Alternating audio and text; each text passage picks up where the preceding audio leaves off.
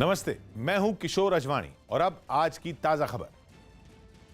मैं हूं आपके साथ जसप्रीत कौर। केंद्रीय गृह मंत्री अमित शाह ने बीजेपी नेताओं के जरिए दिल्ली विधानसभा चुनाव के समय गोली मारो और पाकिस्तान मैच जैसे दिए गए बयानों को गलत माना। उन्होंने पार्टी नेताओं के इस तरह के बयानों को भी दिल्ली विधानसभा चुनाव में पार्टी की हार का एक कारण बताया। तो अमित शाह ने माना कि जो बयान दिल्ली चुनाव के समय दिए गए थे, गोली मारो पाकिस्तान मैच जैसे बयानों से पार्टी को नुकसान पहुंचा है, उन्होंने इस तरह के बयानों को गलत माना। साथ ही पार्टी नेताओं के इस तरह के बयानों को भी दिल्ली विधानसभा चुनाव में पार्टी की हार का एक बड़ा कारण बताया। अमेरिकी राष्ट्रपति डोनाल्ड ट्रंप के भारत दौरे से पहले पाकिस्तान ने एक बार फिर बड़ी साजिश रची है। जानकारी के मुताबिक पाकिस्तान कश्मीर में माहौल बिगाड़ने की फिराक में है ताकि ट्रंप के भारत दौरे के वक्त ऐसा दिखाया जा सके कि कश्मीर के लोग आर्टिकल 370 हटने से खुश नहीं हैं और इसके लिए पाकिस्तान के कब्जे वाले कश्मीर में आतंकियों की एक बैठक हुई, जिसमें पाकिस्तान की खुफिया एजेंसी ISI और सेना के कई अधिकारी भी शामिल हुए। खबर है कि बैठक के दौरान आतंकियों को कश्मीर में बड़े हमले के आदेश दिए गए और हमले की जिम्मेदारी कश्मीर के हिजबुल मुजाहिदीन के आतंकियों को सौंपी गई। बताया गया कि ये आतंकी सुरक्षा बल के कैंपों के साथ ही आम लोगों पर भी ग्रेनेड से हमला कर सकते हैं। राजस्थान के रतनगढ़ में सिंगल यूज प्लास्टिक के खिलाफ कार्रवाई करने गई प्रशासन की टीम और वहां की कारोबारियों में बहस हो गई। कारोबारियों ने आरोप लगाया कि प्रशासन ने उनकी दुकानों से जबरन सामान जब्त किया, जिससे वहां के कारोबारी गुस्से में आ गए और प्रशासन की कार्रवाई के खिलाफ धरने पर बैठ गए।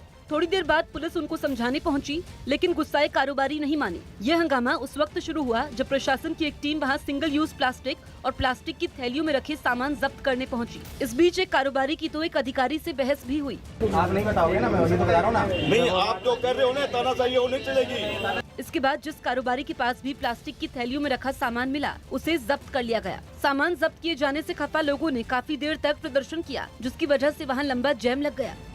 पुर्तगाल में सर्फिंग कर रहे एक आदमी को समंदर की लहरों में फंसने के बाद बचा लिया गया। सर्फिंग की एक प्रतियोगिता में शामिल वो आदमी समंदर में काफी दूर तक चला गया था। तभी तेज लहरों के बीच वो फंस गया और डूबने लगा। समंदर की लहरों ने उसे उठाकर कई फीट दूर पटक दिया। ये देखकर उसकी टीम का एक साथी उसकी मदद के लिए आगे बढ़ा, लेकिन वो भी लहरों के बीच फंस गया। हालांकि तब तक दोनों समंदर के किनारे तक पहुंच चुके थे, जिसके बाद किनारे खड़े लोग तेजी से उनको बचाने के लिए दौड़ पड़े और इससे पहले कि समंदर की लहरें दोबारा उन्हें अपने साथ बहा ले जाती, लोगों ने उन्हें किनारे तक सुरक्षित पहुंचा दिया। बाद में दोनों को अस्पताल भिजवाया गया। नवी मुंबई में एक कंपनी में लगी आग पर काबू पाया गया। नवी मुंबई के पवने इलाके में कंपनी में आग लग गई, जिसके बाद मौके पर पहुंची दमकल विभाग की 5 गाड़ियों ने आग पर काबू पाया। छत्तीसगढ़ के बलरामपुर में एक सरकारी गोदाम में रखे 16,000 बोरी चावल के सड़ जाने का मामला सामने आने के बाद प्रशासन ने जांच के आदेश दिए। हरियाणा के गृह मंत्री अनिल विज रोहतक के एक थाने पहुंचे, जहां उन्होंने लापरवाही के आरोप में SHO समेत 6 पुलिस कर्मियों को सस्पेंड करने के आदेश दिए। पूरी तरह से एक समानांतर थाना यहाँ पर चलाया जा रहा है।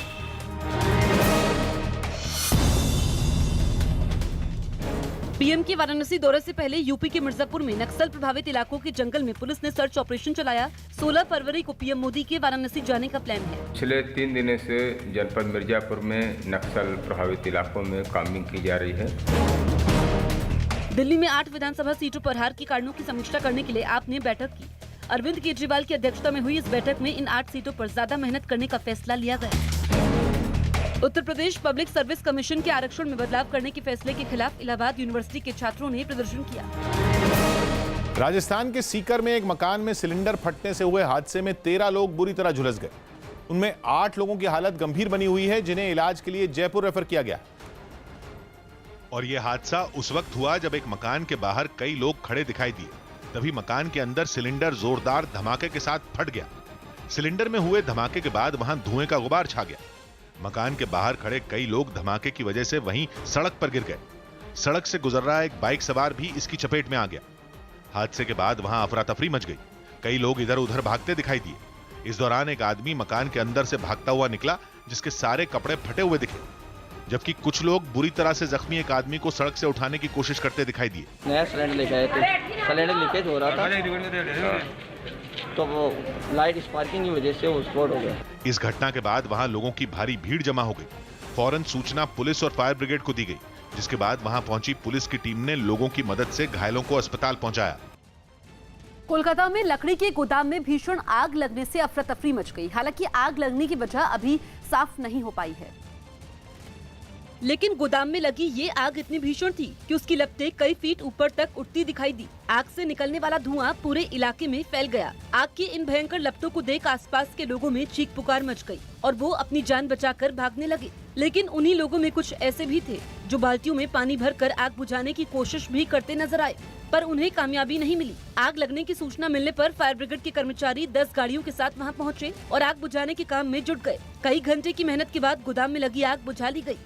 नामीबिया के एक नेशनल पार्क में एक तेंदुए और शेरनी के बीच भिड़ंत हो गई। खाने की तलाश में भटक रहा ये तेंदुआ घात लगाए बैठी शेरनी को नहीं देख पाया और वो सीधा उसके सामने पहुंच गया। दोनों की इस मुठभेड़ का एक वीडियो भी सामने आया जिसमें ये तेंदुआ मस्ती के साथ आगे बढ़ता दिखा। तेंदुए को अपनी तरफ आता देख शेरनी भी घात लगाकर तैयार हो गई। हालांकि तेंदुए को उसकी मौजूदगी का पता नहीं चला और वो आगे बढ़ता रहा। कुछ दूर बढ़ते ही उसका शेरनी से सामना हो गया। दोनों कुछ सेकंड तक एक दूसरे को देखते रहे। तभी तेंदुआ धीरे से पीछे की तरफ मुड़ा और भागने लगा। तेंदुए को भागता देख शेरनी ने भी उसका पीछा शुरू कर दिया। मौत को पीछे देख तेंदुआ पूरी ताकत के साथ दौड़ने लगा। कुछ दूर भागने के बाद वो जान बचाने के लिए एक पेड़ पर चढ़कर बैठ गया। शिकार के हाथ से निकलने के बाद शेरनी भी वापस चली गई। उत्तर प्रदेश के फिरोजाबाद में एक महिला को 50,000 रुपए में बिहार के भागलपुर से खरीदने का मामला सामने आया।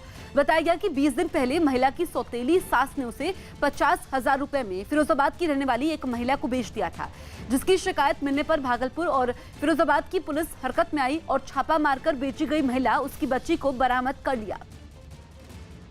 बरामद कर लिए लड़की को, जिसका नाम सुनीता है उर्फ चुन्नी, और इनके साथ एक बच्ची भी है 2.5 साल की। और जो खरीदी है ये महिला है। हाँ, ये बोल रही है हम 50,000 में खरीदे हैं। अब जो भी मामला है, अब यहाँ के लोकल पुलिस से हम सहयोग मिला है, उनके लिए बहुत बहुत धन्यवाद। और जो भी मामला अब जाके थाना पे देखे जाएंगे क्या मामला है। प्रचंड बहुमत से दोबारा दिल्ली की सत्ता में आए अरविंद केजरीवाल के शपथ ग्रहण समारोह में दिल्ली से बाहर के नेताओं को नहीं बुलाने के फैसले से कांग्रेस खुश नहीं है।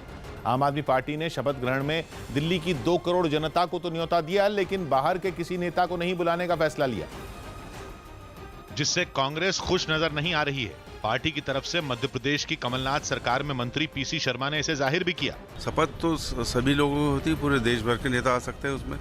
इसमें तो कोई भेदभाव नहीं होना चाहिए। पहले ये माना जा रहा था कि आम आदमी पार्टी शपथ ग्रहण समारोह को विपक्ष की एकता दिखाने के मौके में बदल सकती है। पार्टी के ही कुछ नेता अरविंद केजरीवाल में भावी प्रधानमंत्री देखने लगे थे, जिससे इन अटकलों को और बल मिला। लोगों की बड़ी डिमांड है कि श्री अरविंद केजरीवाल जी दिल्ली में नहीं पीएम बनेंगे तो पूरी देश का भला होगा। लेकिन केजरीवाल सरकार में मंत्री रहे गोपाल राय ने साफ कर दिया कि 16 फरवरी को शपथ ग्रहण समारोह में न कोई बाहरी होगा और न ही कोई वीवीआईपी। जनता सबको दिल्ली के लोगों को बुला रहे हैं, सारे जो चुने हुए विधायक हैं सारे लोगों को। किसी और स्टेट का कोई सीएम वगैरह नहीं, बाहर से किसी को इन्वाइट नहीं। दिल्ली में वोटों की गिनती के दिन न्यूज 18 पर आने के बाद जो बच्चा देश भर में मशहूर हो गया, उसे अरविंद केजरीवाल के शपथ ग्रहण समारोह का न्योता खास तौर पर भेजा गया। आम आदमी पार्टी ने 1 साल के उस बच्चे को बेबी मफलरमैन का नाम दिया है, जो पहली बार दिल्ली में मतगणना के दिन सुबह सुबह सबसे पहले न्यूज 18 पर नजर आया था। न्यूज 18 पर दिखाई देने के बाद ही ये बच्चा न केवल देश भर में मशहूर हुआ, बल्कि सोशल मीडिया पर भी वायरल हो गया। उस दिन बच्चे ने केजरीवाल की तरह मफलर बांधा था, आम आदमी पार्टी की टोपी पहनी थी और केजरीवाल की तरह ही नकली मूछें भी लगा रखी थी। किशोर, देखिए माइक भी पकड़ने की जूनियर केजरीवाल कोशिश कर रहे हैं, तो ये दिखाता है कि मीडिया को लेकर के अभी से इस बच्चे में कहीं ना कहीं कौतूहल है। 1 साल के इस बच्चे का नाम अव्यान तोमर है, जो केजरीवाल जैसी ही वेशभूषा में अपने माता पिता और बड़ी बहन के साथ उनके घर पहुंचा था। केजरीवाल जब चुनाव नतीजे घोषित होने के बाद अपने समर्थकों के बीच पहुंचे, तब भी इस बच्चे ने वहां सबका ध्यान खींचा था।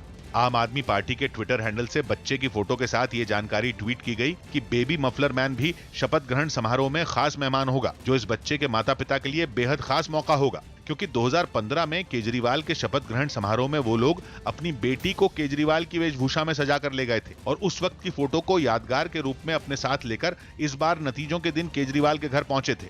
पूरी फैमिली बहुत बड़ी फैन है उनकी, और बच्चों के लिए ये भी आने वाले टाइम में बच्चे प्राउड करेंगे कि हम बिल्कुल उन्हीं की तरह बने थे, और मैं चाहती हूँ कि बड़े होकर ये दोनों बच्चे बिल्कुल केजरीवाल जैसे ही बने।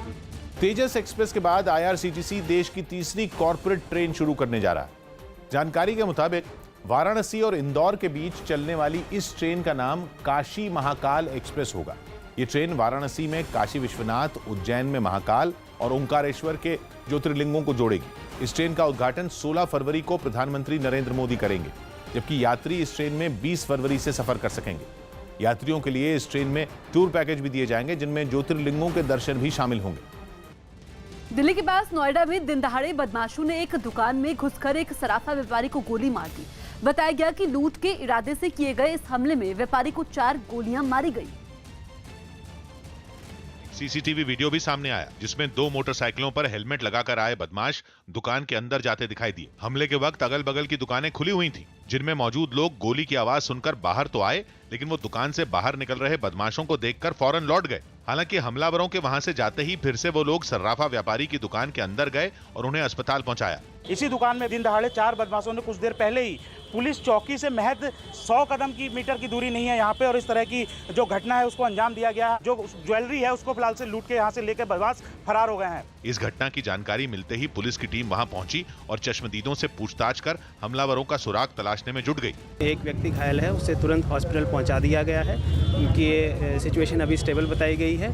कुछ लूट भी हुई है। पुलिस ने बदमाशों की पहचान करने के लिए सीसीटीवी वीडियो को अपने कब्जे में ले लिया। 24 फरवरी से शुरू हो रहे भारत यात्रा के दौरान अमेरिकी राष्ट्रपति डोनाल्ड ट्रंप अहमदाबाद के साबरमती आश्रम भी जाएंगे। ट्रंप के इस दौरे को देखते हुए साबरमती आश्रम को दुरुस्त करने का काम तेज हो गया है। आश्रम को नया रंग रूप देने के साथ ही सुरक्षा के भी तगड़े इंतजाम किए जा रहे हैं। साबरमती आश्रम से जुड़े लोगों के साथ ही अमेरिका से आए भारतीय मूल के लोग आश्रम में 2 देशों के सबसे ताकतवर नेताओं की मुलाकात को लेकर उत्साहित हैं। आश्रम और गांधी जी के रिश्तों को लेकर प्रधानमंत्री मोदी खुद राष्ट्रपति ट्रंप को जानकारियां देंगे।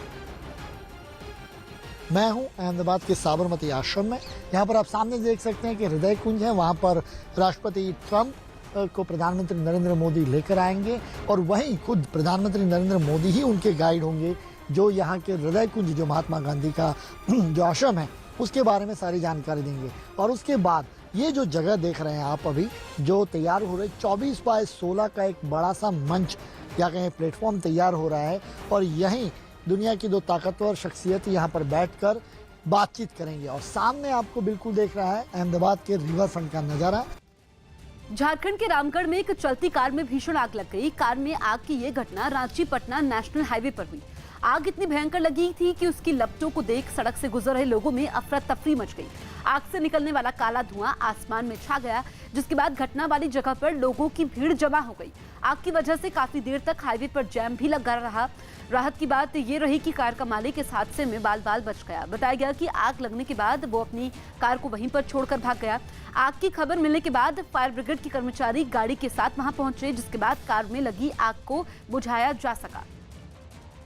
लखनऊ जिला कोर्ट में दिन दहाड़े एक वकील पर देसी बम से हमला किया गया। बताया गया कि आपसी रंजिश में इस हमले को अंजाम दिया गया, जिसमें संजीव लोधी नाम के एक वकील बाल बाल बच गए। इस हमले का एक सीसीटीवी वीडियो भी सामने आया, जिसमें देसी बम से हमले के बाद घटना वाली जगह पर मौजूद वकील इधर उधर भागते दिखाई दिए। बम फटते ही वहां पर धुआं फैल गया। जब तक कोई कुछ समझ पाता तब तक बम से हमला करने वाले आरोपी वहां से निकल भागे। इस घटना का पता चलते ही वहां पर वकीलों की भीड़ जुट गई। कुछ ही देर में वहां पर भारी संख्या में पुलिस वाले भी पहुंच गए। इस घटना से नाराज वकीलों ने मीडिया के सामने नारेबाजी भी की।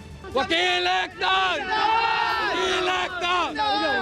इस हमले में बचे वकील संजीव लोधी ने अपनी जान पर खतरा बताते हुए पुलिस से सुरक्षा की गुहार लगाई। वो आए हैं, उन्होंने बम से हमला किया। 1 बम फटा है, 2 बम अभी पड़े हुए हैं यहाँ परिसर में। मुझे सुरक्षा चाहिए। साथ ही उन्होंने इस मामले की शिकायत पुलिस से भी की, जिसके बाद पुलिस ने आरोपियों को जल्द पकड़ने का भरोसा दिया। उन्होंने बताया है कि उसमें से 1-2 लोग वकील ही हैं और कुछ उनके साथी थे।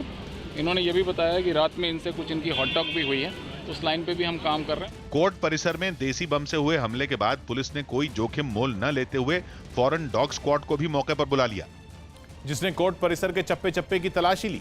बताया गया कि इस दौरान पुलिस को 2 जिंदा बम मिले, जिनको पुलिस ने अपने कब्जे में ले लिया।